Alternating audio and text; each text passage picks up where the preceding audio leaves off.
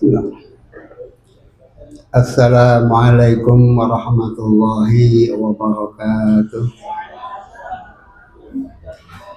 Ala hadhihi niyah wa likulli niyatin salihah wa ila hadratin nabiyyin mustafa Rasulillahi sallallahu alaihi wasallam wa ala alihi wa azwajihi wa dhurriyyatihi wa ahli baitihi wa mu'allif hadzal kitab al-Fatihah. A'udzu billahi minasy syaithanir rajim. Bismillahirrahmanirrahim. Alhamdulillahi rabbil alamin. Ar-Rahmanir Rahim. Maliki yaumiddin. Iyyaka na'budu wa iyyaka nasta'in. Ihdinas siratal mustaqim. Siratal ladzina an'amta 'alaihim ghairil maghdubi 'alaihim waladdallin. Amin. Sebelum kita baca kitab, mari kita bersama-sama membaca sholawat dengan harapan kita mendapatkan syafaat dari Rasulullah sallallahu alaihi wasallam. Ya Rabbi salli ala Muhammad, ya Rabbi salli alaihi wa sallim. Ya Rabbi salli ala Muhammad, ya Rabbi salli alaihi wa sallim. Ya Rabbi ballighul wasilah, ya Rabbi khussahu bil fadilah. Ala Muhammad ya Rabbi, ya Rabbi nakhtim bil mushaffa', ya Rabbi salli alaihi wa sallim.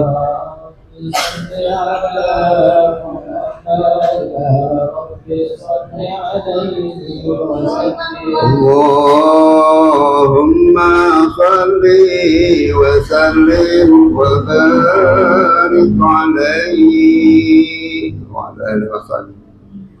Bismillahirrahmanirrahim.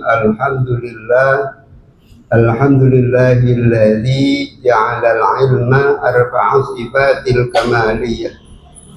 Asyhadu an la ilaha illallah wahdahu la syarika lah wa asyhadu anna Muhammad alladzi khassahu Allah ta'ala bil ma'athiril hikmiyah.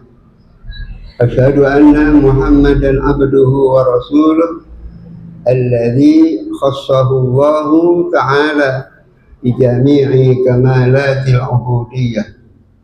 Sallallahu ala sayyidina Muhammadin wa ala alihi wa ashabihi min jalalil asna wa ala amma ba'du. Hadratal mukarramin wal muhtaramin, para alim, para kiai, para ustadz, para bisalah, wabil khusus kepada seluruh jamaah majelis taklim Masjid Al-Husna. Mari mengawali kajian kitab ini.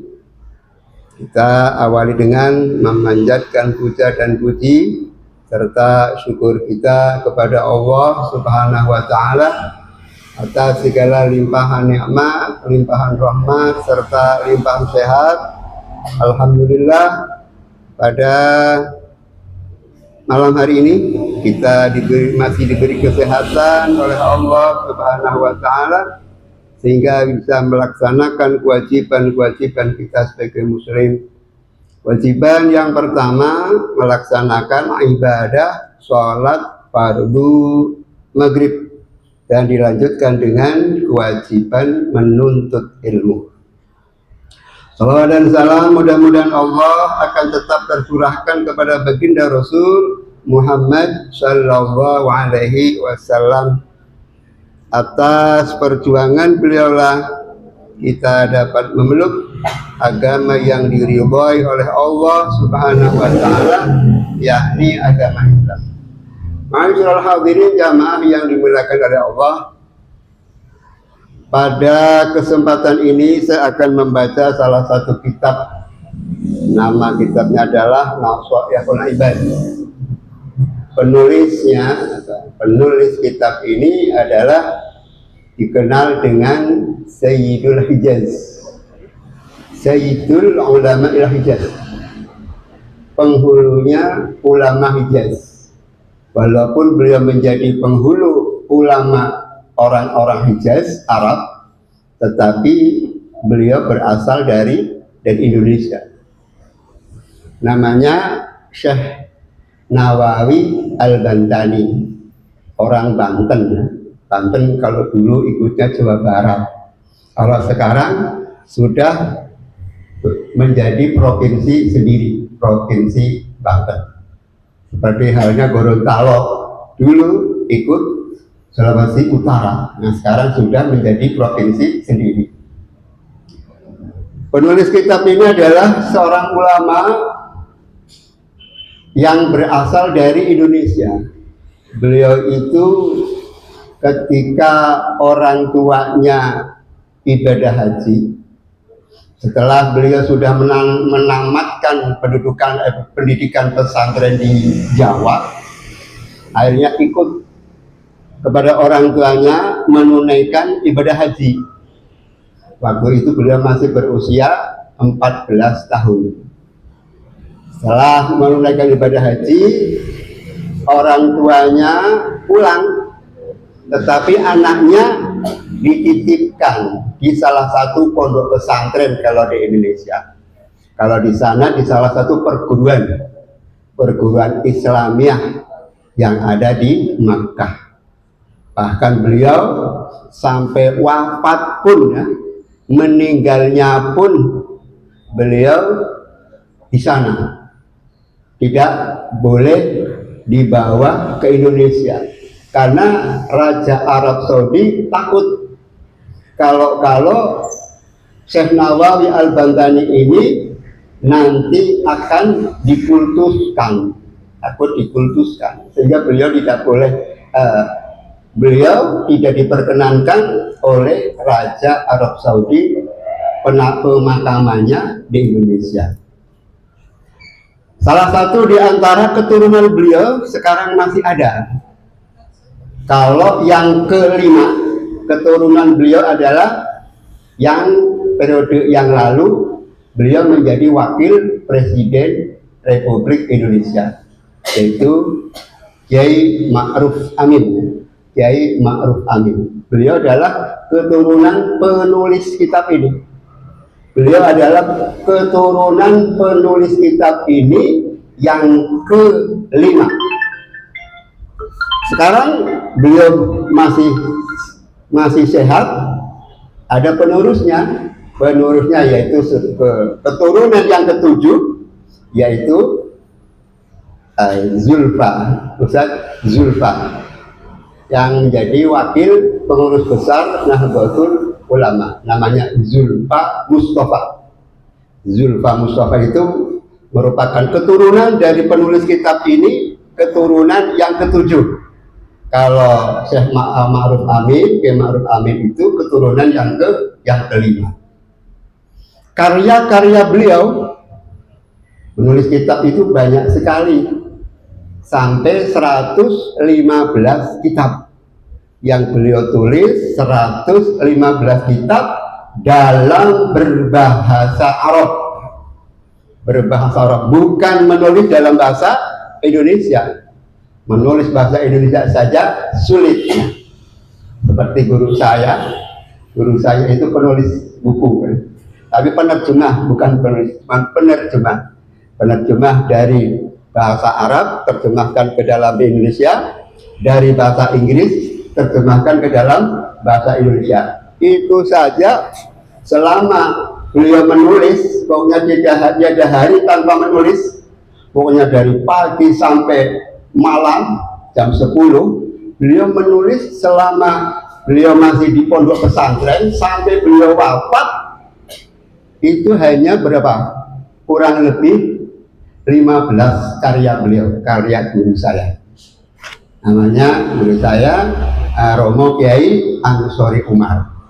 Kalau mau tulis karya-karya beliau itu misalkan seperti Sains and Islam, persamaan hak dalam Islam, politik Islam, terus banyak apalagi fikih Islam, fikih bayi, beliau tulis sampai tafsir Al-Maraghi juga beliau menerjemahkan. Itu saja selama beliau baru berapa? Kurang lebihnya 15 buku lah yang beliau hasilkan. Tetapi Syekh Nawawi Al-Bantani, beliau umurnya kurang lebih sampai dengan 84 tahun, tetapi karyanya sampai 100 lebih. Salah satu di antara karya beliau adalah kitab ini, namanya Nasoihul Ibad. Nasoih itu jamak dari nasihat-nasihat, ibad itu artinya hamba-hamba. Jadi kitab ini kitab yang fungsinya untuk menasehati hamba-hamba Allah. Ini sekedar pengetahuan kita penulis kitab ini. Karena ketika kita membaca salah satu kitab tidak tahu penulisnya, apakah dia mazhabnya, kita takutnya salah membaca. Kalau dia itu adalah mazhabnya Imam Asy-Syafi'i. Ini sekedar perkenalan tentang kitab ini.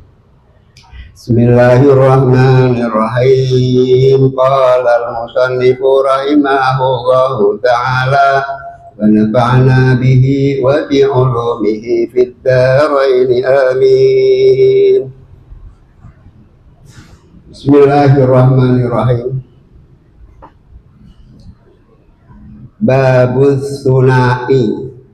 Ini membahasnya tentang bab sunai.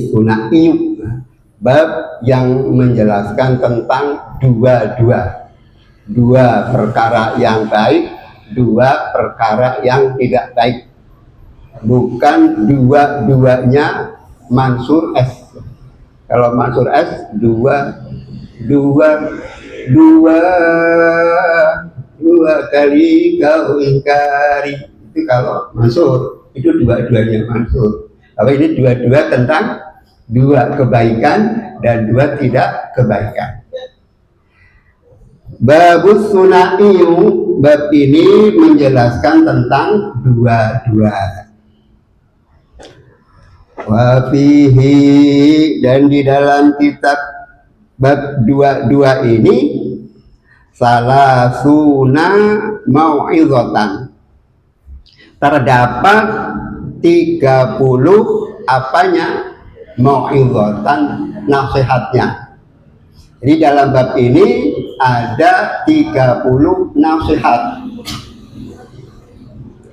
Arba'atun, yaitu akhbarun, beberapa hadis.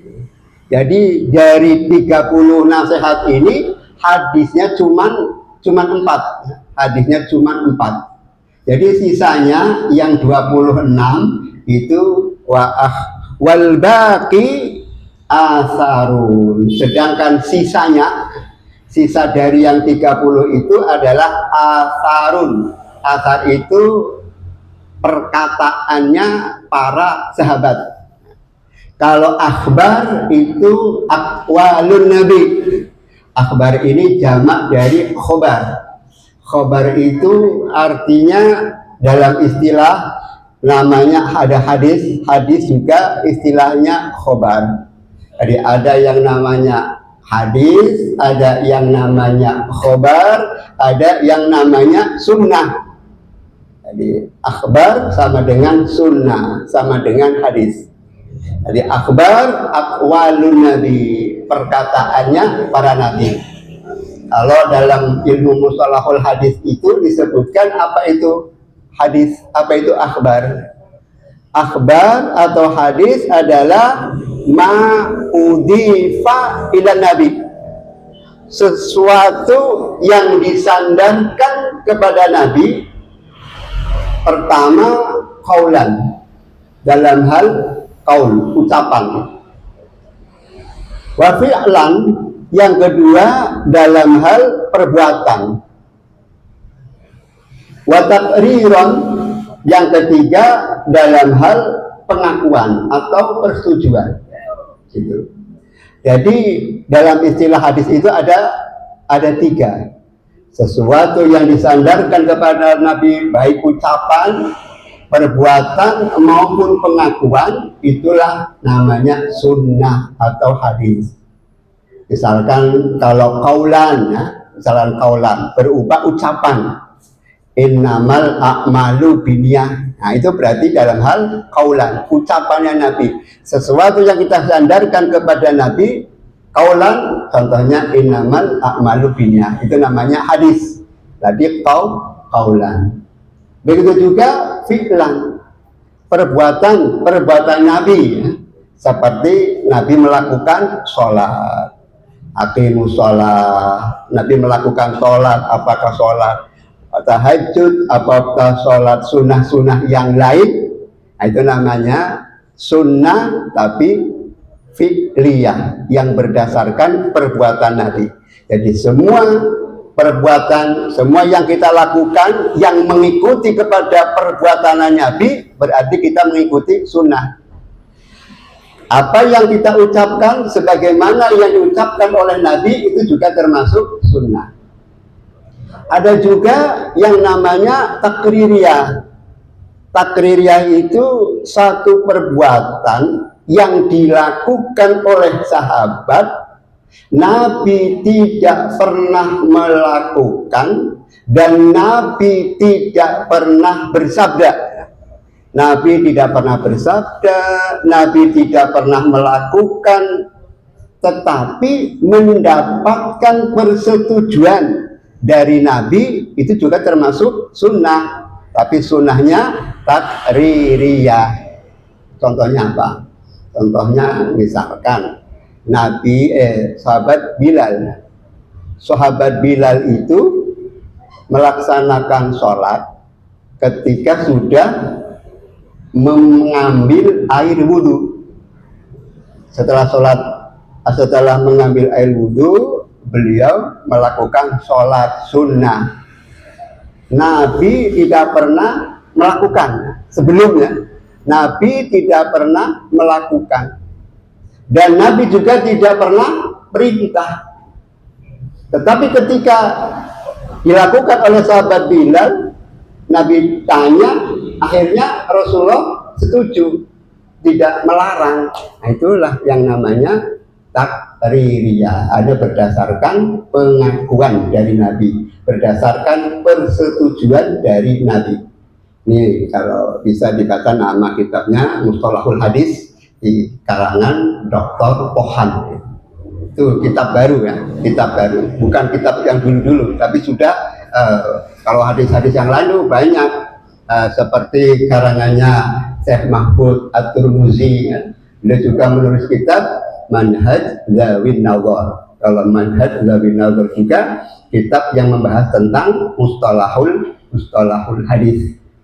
Apakah kita nanti kalau kita belajar mustalahul hadis bisa mengetahui mana hadis yang sahih, mana hadis yang dhaif, mana hadis yang palsu, mana hadis yang marfu, dan seterusnya. Jadi adanya di kitab Manhaj Zawin Nazar. Itu kalau yang diajarkan di kalangan pesantren, termasuk juga At-Taisir, ya, At-Taisir karangan Dr. Pohan. Itu hadis. Kemudian asar itu perkataannya para sahabat. Perkataannya para sahabat juga termasuk asar, ya, asar.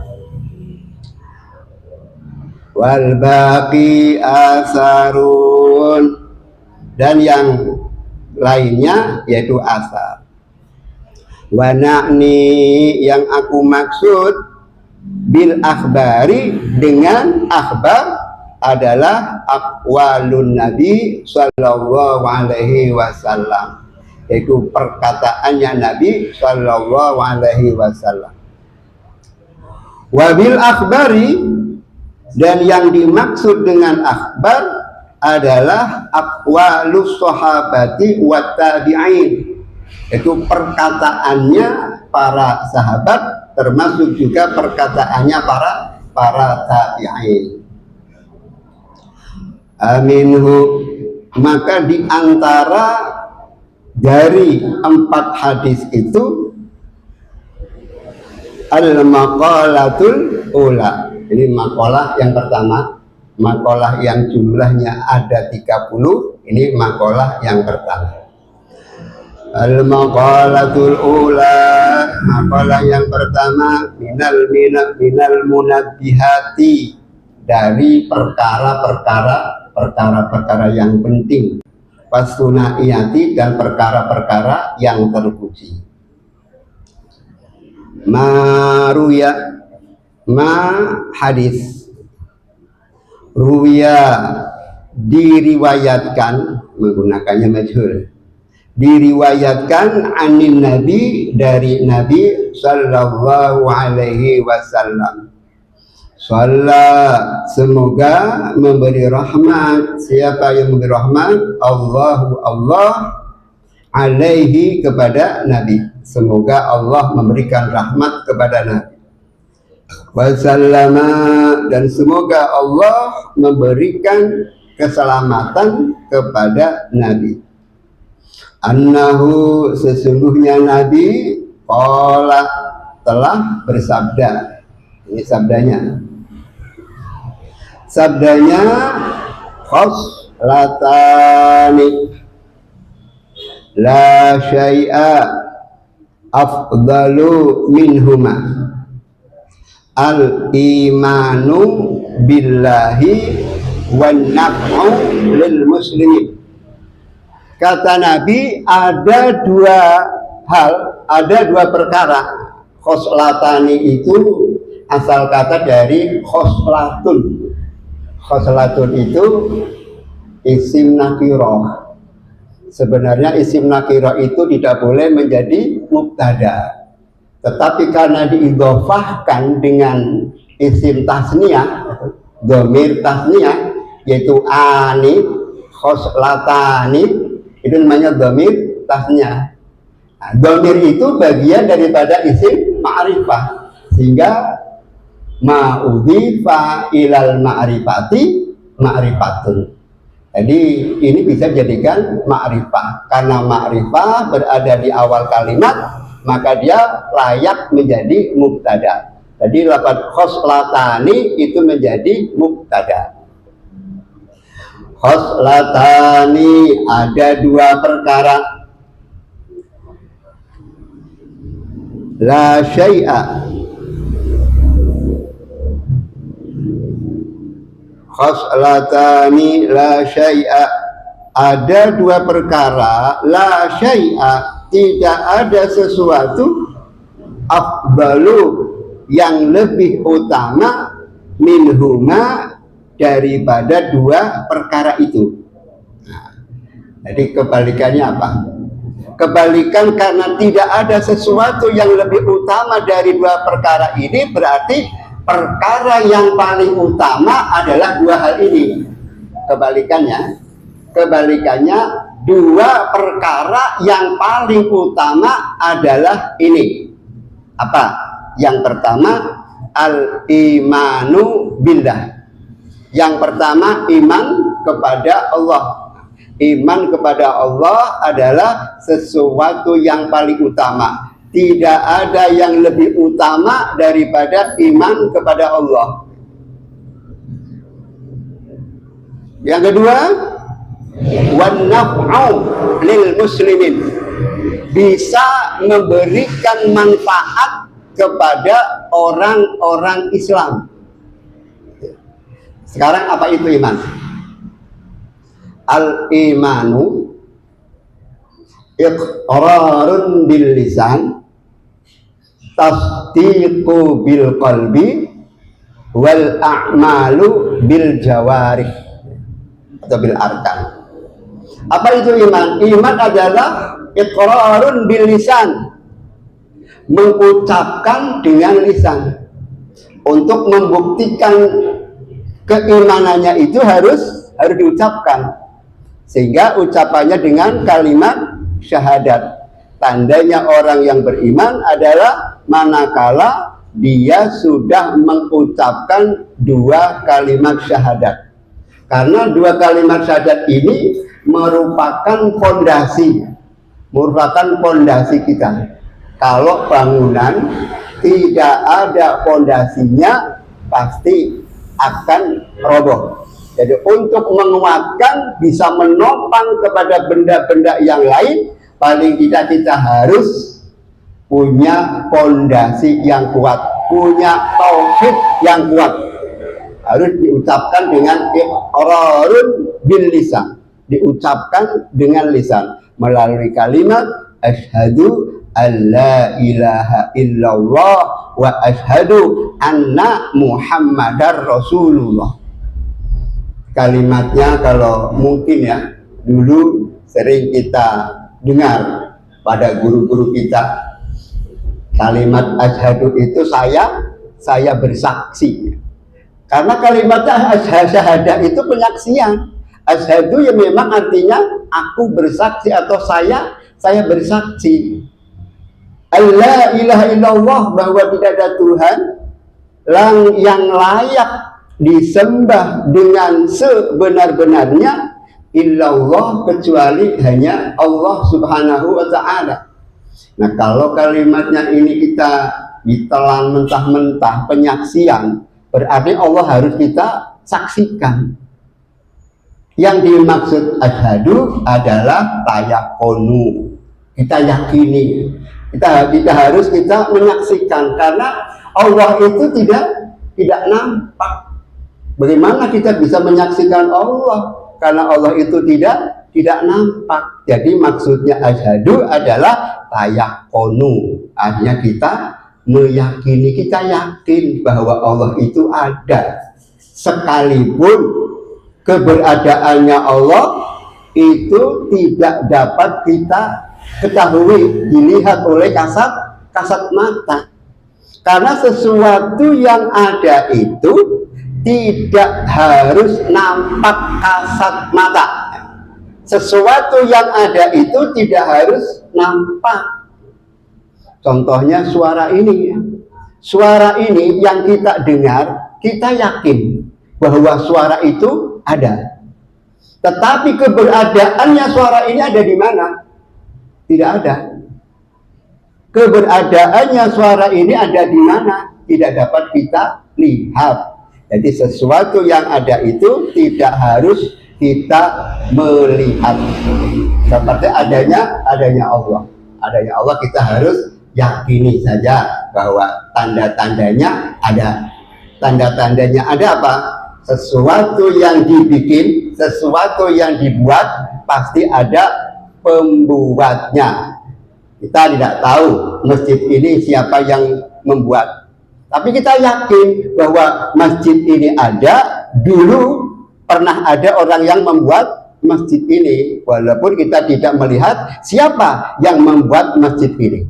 Pokoknya setiap sesuatu yang ada, pasti ada yang membuatnya. Begitu juga ketika Allah menciptakan langit dan bumi, walaupun kita tidak menyaksikan adanya Allah, kita yakini bahwa Allah itu ada, karena Allah adalah alladzi khalaqas samawati wal ardh, bahwa Allah itu yang menciptakan langit dan bumi. Karena yang diciptakan itu ada, penciptanya juga ada. Namanya, walaupun kita tidak melihat secara langsung, ini asyhadu, ya, baru fondasi ya. Yang pernah al-imanu iqrarun bil lisan. Pertama, mengucapkan dengan lisan. Yang kedua, tasdiqu bil qalbi, ya. Harus membenarkan pembenarannya dengan hati, tidak pembenarannya dengan kasat mata, tapi kita harus membenarkan dengan hati sepenuhnya.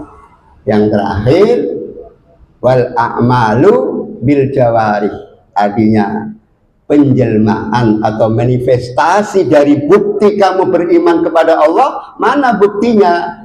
Wal a'malu bil jawarih, melakukan dengan seluruh anggota tubuh. Misalkan sholat. Nah, sholat itu sebagai bukti bahwa orang itu benar-benar beriman kepada Allah. Tapi kalau orang sudah mengatakan dirinya Islam, tetapi sholatnya belum pernah, jadi belum wal a'malu bil jawarih, belum memenuhi 3 unsur, baru 2, barangkali baru 2, asyhadu alla ilaha illallah barangkali sudah, kemudian tasdiqu bil qalbi sudah, tapi wal a'malu bil jawarih belum. Ini namanya al-imanu billah. Yang kedua, wan naf'u lil muslimin, bisa memberi manfaat kepada orang-orang Islam. Itu sesuatu yang paling utama. Tidak ada sesuatu yang lebih utama daripada kita bermanfaat kepada sesama orang muslim. Di sini disebutkan muslim. Untuk lebih luasnya ya sesama manusia. Udah lebih luasnya. Lil muslimin, kita bisa memberi manfaat kepada orang muslim. Dengan apa? Yang pertama di sini disebutkan bil maqol. Kita bisa berkata, kita bisa mengucapkan, kita bisa nasihat agar kita bisa memberi manfaat. Ya, manfaatkanlah dengan maqol, dengan ucapannya, ucapan yang bermanfaat. Kita punya ucapan, kita punya mulut, gunakan mulut kita untuk menggembirakan kepada orang-orang Islam, bermanfaat bagi umat Islam. Yang kedua, kalau bisa, di sini disebutkan au bil jahi. Yang kedua dengan jah. Jah itu apa? Jabatan. Jah itu artinya jabatan. Kita punya jabatan apa? Misalkan kita jadi RT ya, kita punya jabatan RT. Gunakanlah jabatan RT itu supaya bisa memberi manfaat kepada umat Islam.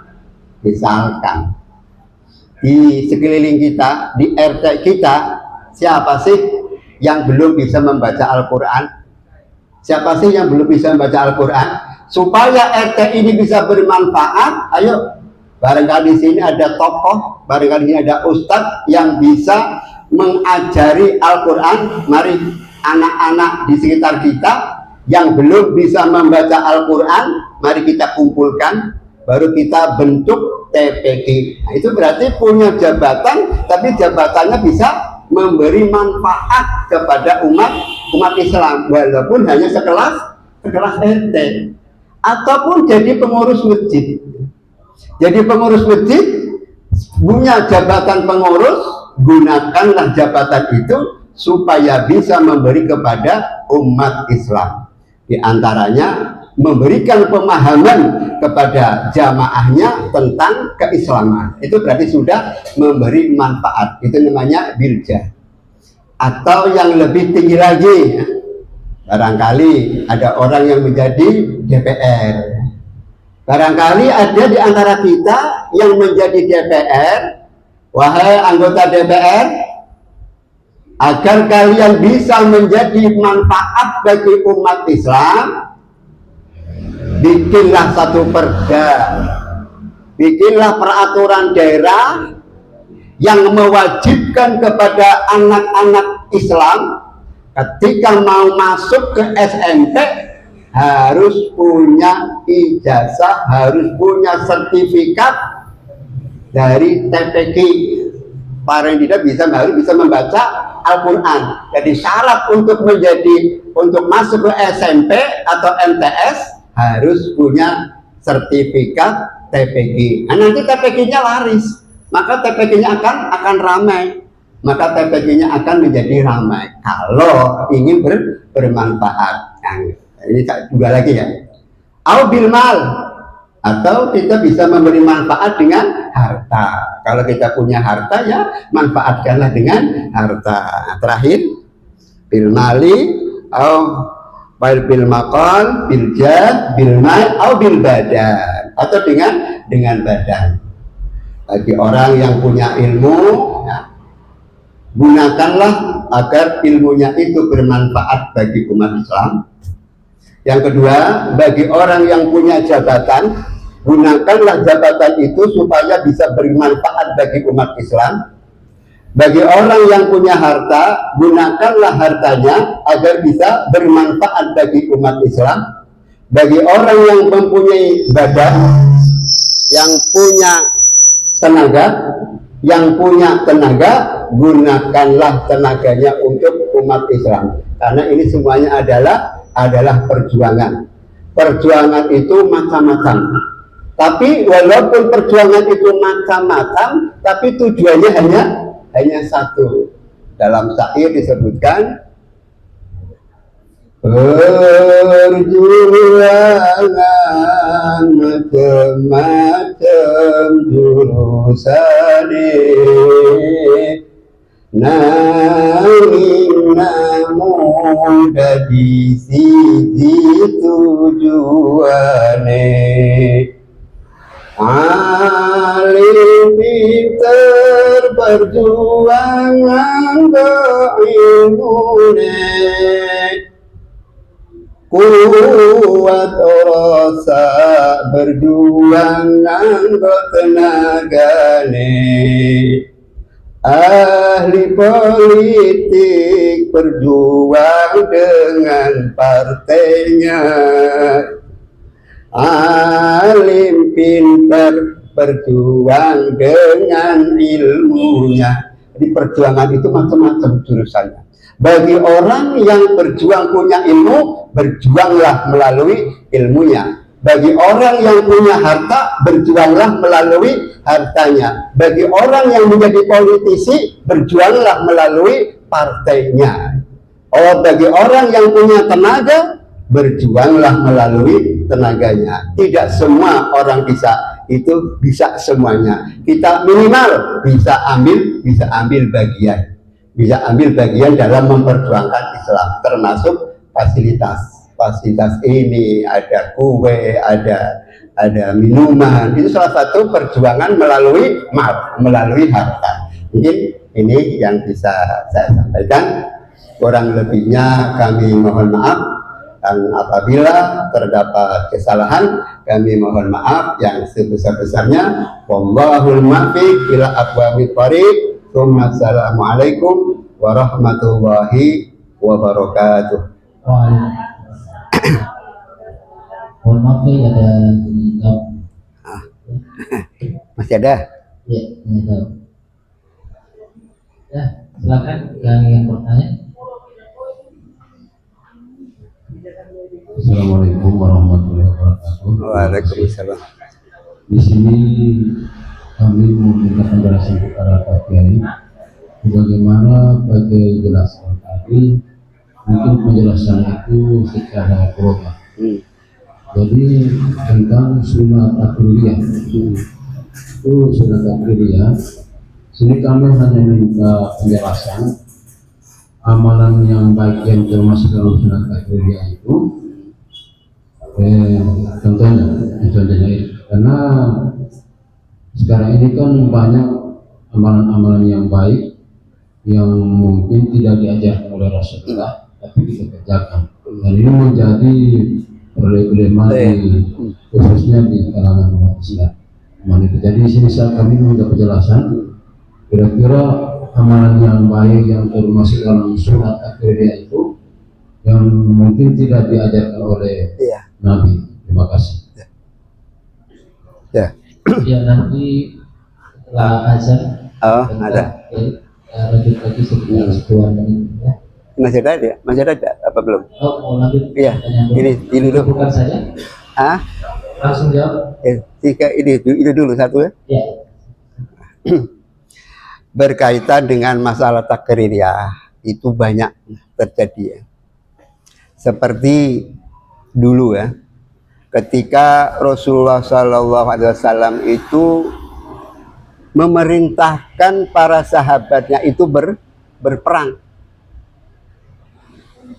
Kalau Nabi itu kadang Nabi ikut berperang, kadang juga Nabi tidak ikut berperang. Karena kalau Nabi selalu ikut berperang, nanti bagaimana kalau ketika malaikat Jibril datang? Nanti siapa yang akan diberi penjelasan? Hitobnya itu siapa? Akan disampaikan kepada siapa?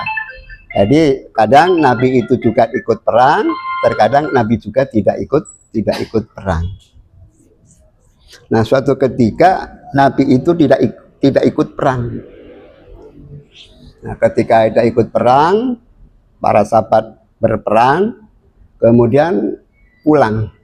Nah, ketika pulang, ada sebagian sahabat yang tertinggal. Yang tertinggal kemudian waktunya sudah gelap malam. Akhirnya kalau mau jalan terus, dulu kan tidak ada listrik.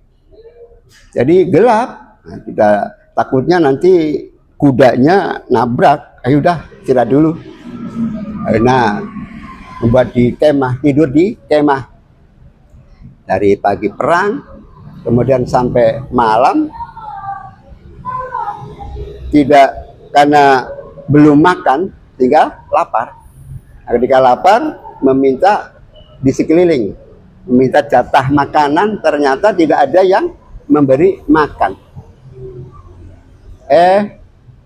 Tiba-tiba ada orang yang datang, tapi datangnya bukan mau memberi makan, tetapi datangnya mau meminta pertolongan. Nah, ketika meminta pertolongan, dia utusan dari kepala suku,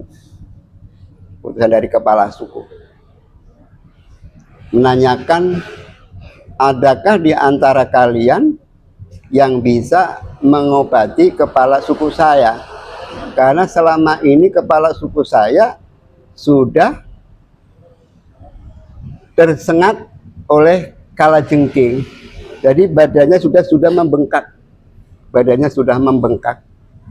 Nah, karena sudah membengkak, belum ada yang bisa mengobati. Akhirnya kepala suku itu meminta kepada para sahabat Nabi untuk mengobati.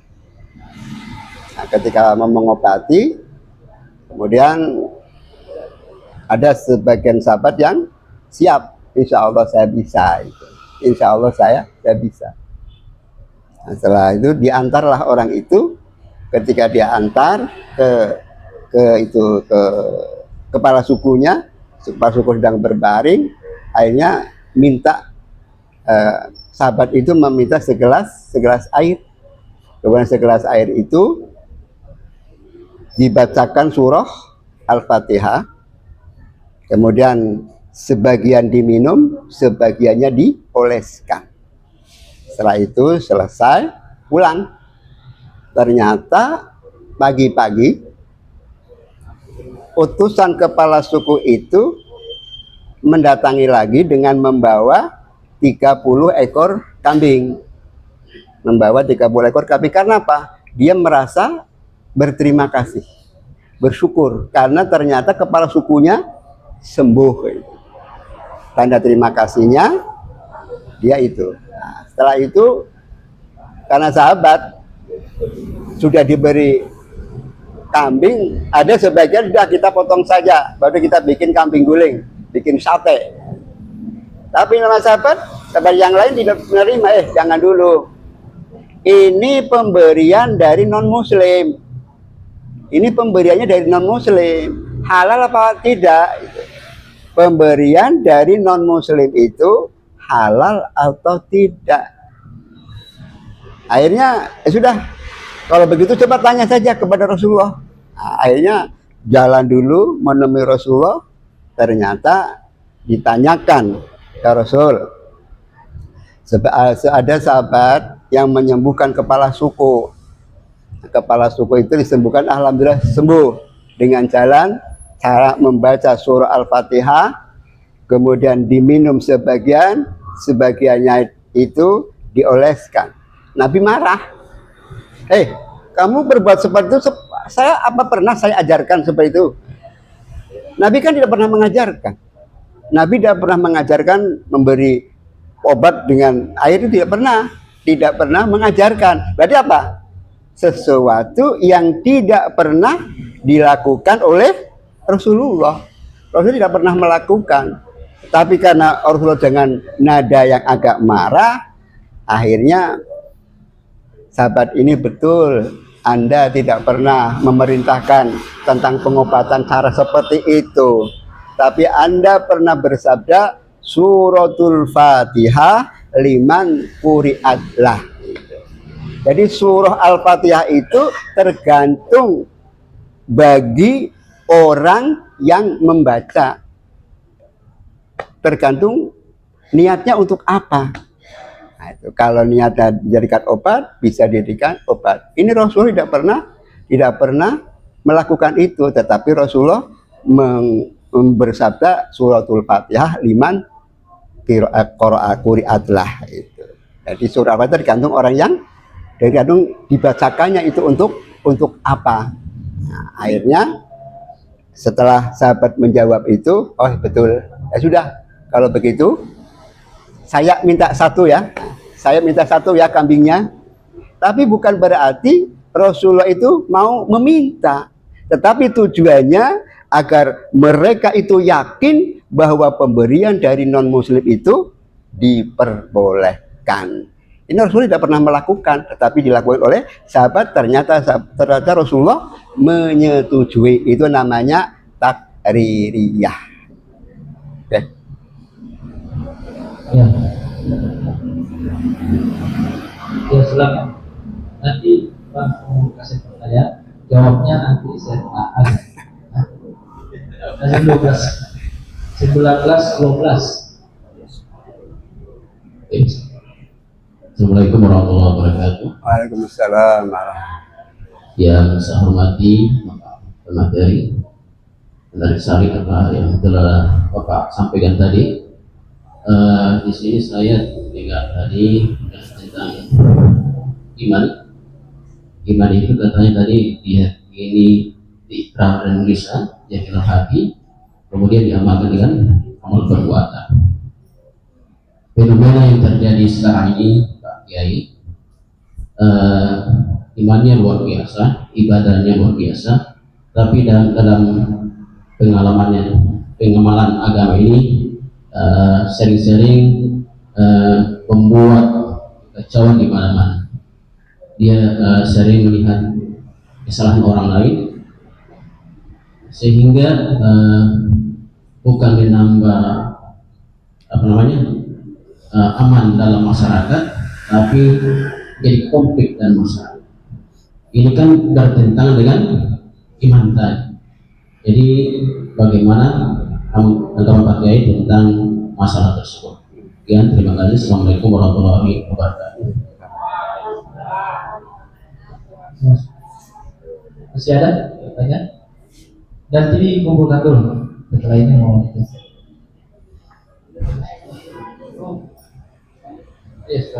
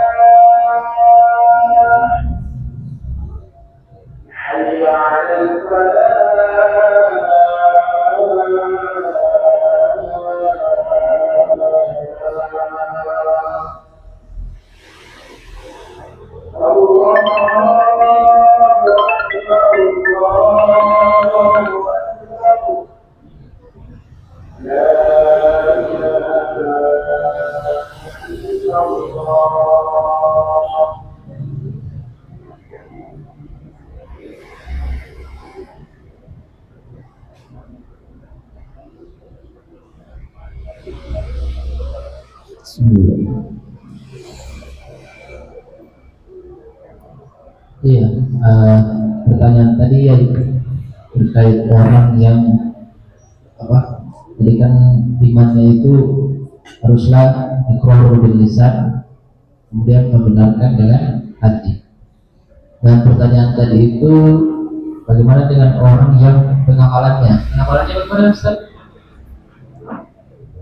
Ya, pengamalan luar biasa. Iya, bermasalah dengan sosialnya. Ya, begini ya. Al-imanu yazid wa yankus. Al-imanu yazid wa yankus. Yang namanya keimanan itu terkadang al-imanu yazid wa yankus. Jadi iman itu terkadang bertambah dan terkadang berkurang. Ketika orang rajin beribadah, berarti waktu itu imannya sedang bertambah. Ketika dia sedang malas-malasan atau bahkan sampai mengingkari atau maksiat kepada Allah, berarti itu imannya dalam keadaan berkurang. Al-imanu yazid wa yanqus. Iman itu terkadang bertambah, terkadang berkurang. Nah, gimana caranya untuk iman itu selalu bertambah? Ya, kita usahakan ketika kita beragama, mendalami Islam itu, usahakan bisa melalui membaca Al-Quran sekaligus dengan maknanya. Biasanya kalau orang sudah mengetahui membaca Al-Quran sekaligus maknanya, kan nanti di sana ada yang namanya kabar gembira, ada yang namanya ancaman.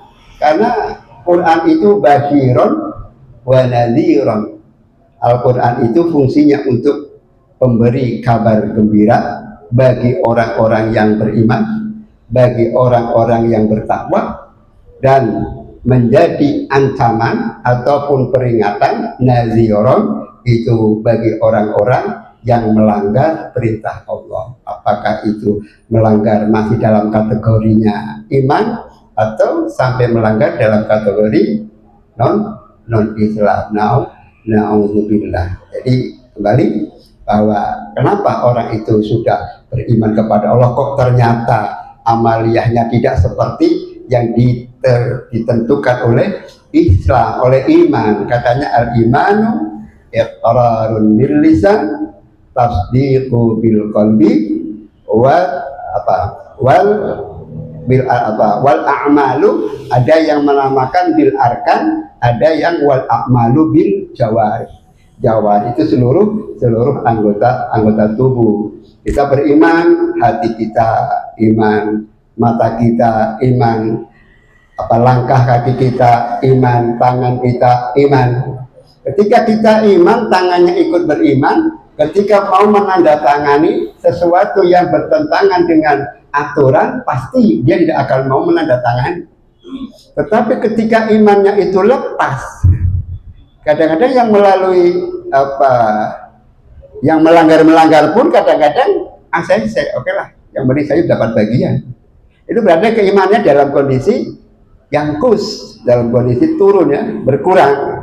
Tapi kalau orangnya selalu bertambah, walaupun ada iming-iming, tetap dia tidak akan mau menandatangani. Itu iman yang melalui tangan. Iman melalui mata.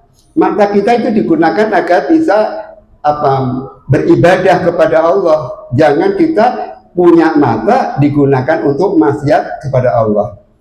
Banyak. Nah, kalau hari ini mungkin bisa dikatakan tiada hari tanpa maksiat. Sekarang tiada hari tanpa maksiat. Artinya setiap hari kita selalu bermaksiat. Apakah maksiat kita melalui mata? Apakah maksiat kita melalui mulut? Apakah maksiat kita melalui jari? Jari-jari kita kadang-kadang lebih berbahaya. Kalau dulu mulut, nah mulut itu sebatas beberapa orang yang kita dengar. Tapi kalau jari, kita ada komen yang tidak baik, yang akan menyakiti orang lain. Itu seluruh dunia tahu semua. Tapi begitu juga ketika kita melakukan kebaikan kita pun diketahui oleh seluruh dunia. Tapi dikhawatirkan nanti akan ada rasa timbul ria ya. Karena yang namanya setan itu selalu akan menggoda kita. Setan itu selalu akan menggoda kita di mana saja.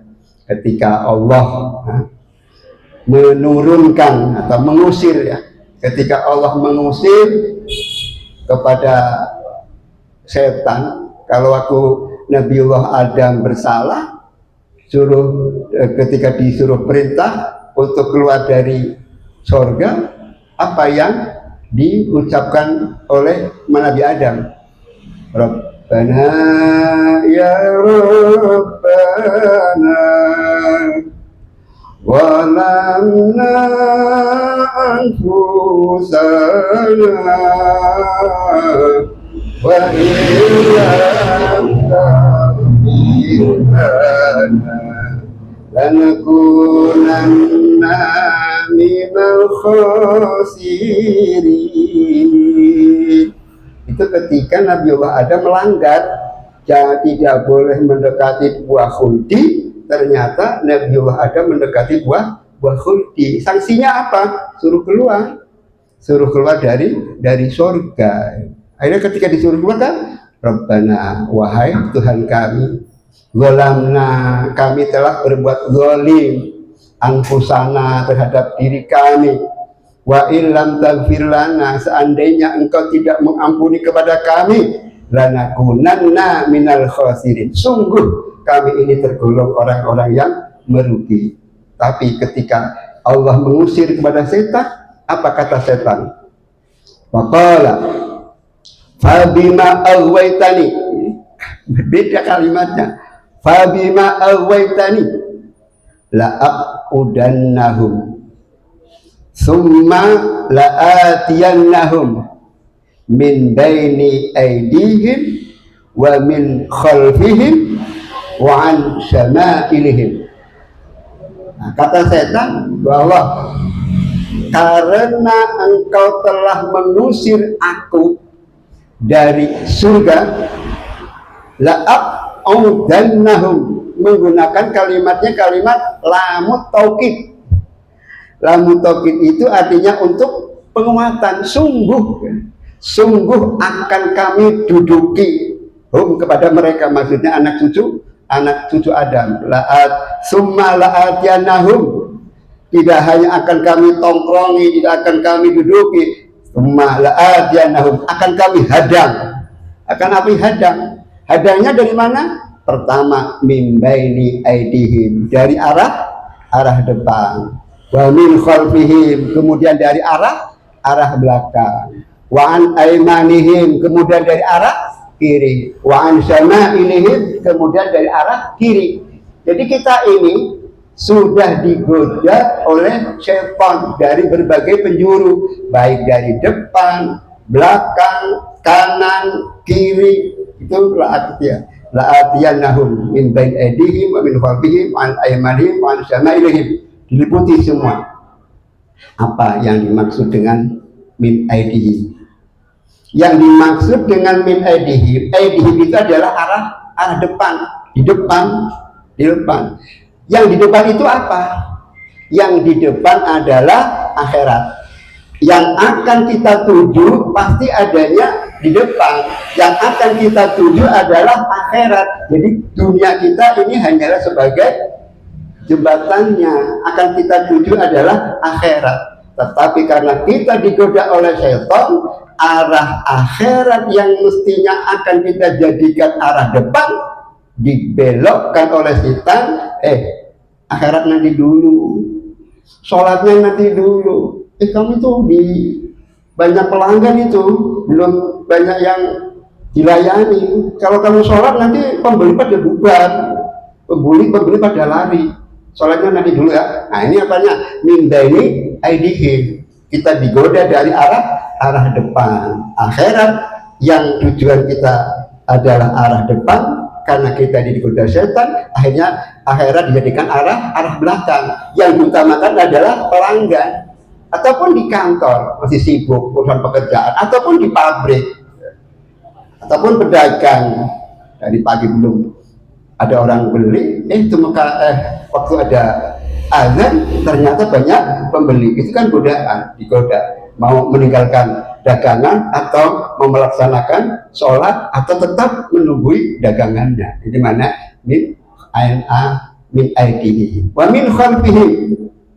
Kemudian kita juga digoda oleh setan khalfa, itu belakang. Apa itu belakang? Yang di belakang itu dunia. Dunia itu adanya di belakang.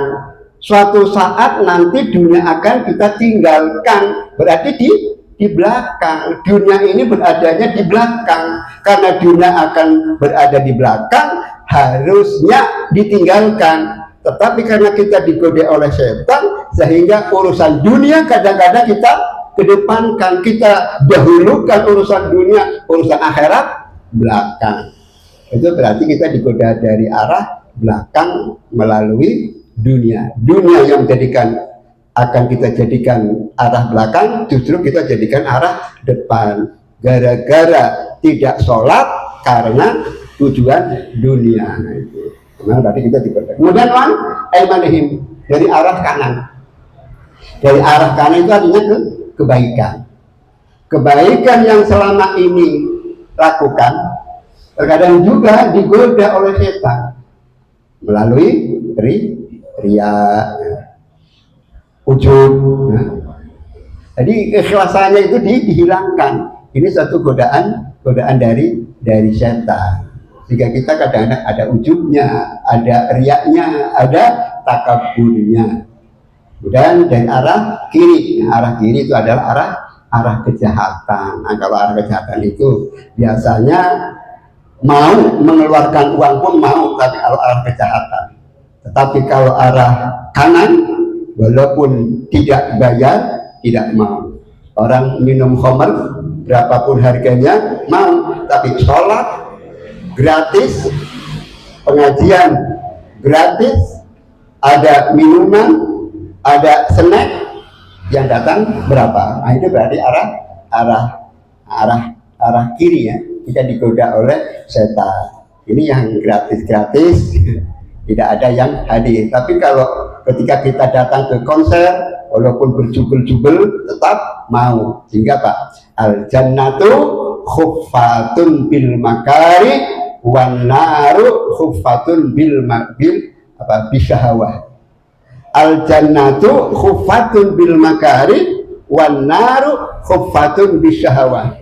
Surga itu dilingkari atau dikelilingi oleh hal-hal yang tidak menyenangkan. Sholat tujuannya ke surga, hanya banyak yang tidak senang terhadap sholat. Konser yang tujuannya ke neraka, berbayar pun mau, berjubel-jubulan pun mau. Itu karena bisyahawah, karena dengan didorong diliputi oleh hal-hal yang menyenangkan syahwat. Ya, juga. Mungkin ini saja yang bisa saya sampaikan, mengingat waktunya sudah habis. Mudah-mudahan ada manfaatnya. Wallahumma fi ila aqwamit thariq. Assalamualaikum warahmatullahi wabarakatuh. Waalaikumsalam warahmatullahi wabarakatuh. Jemaah yang dimuliakan oleh Allah Subhanahu wa taala, ada sedikit penyampaian dari Rumah Muda. Insyaallah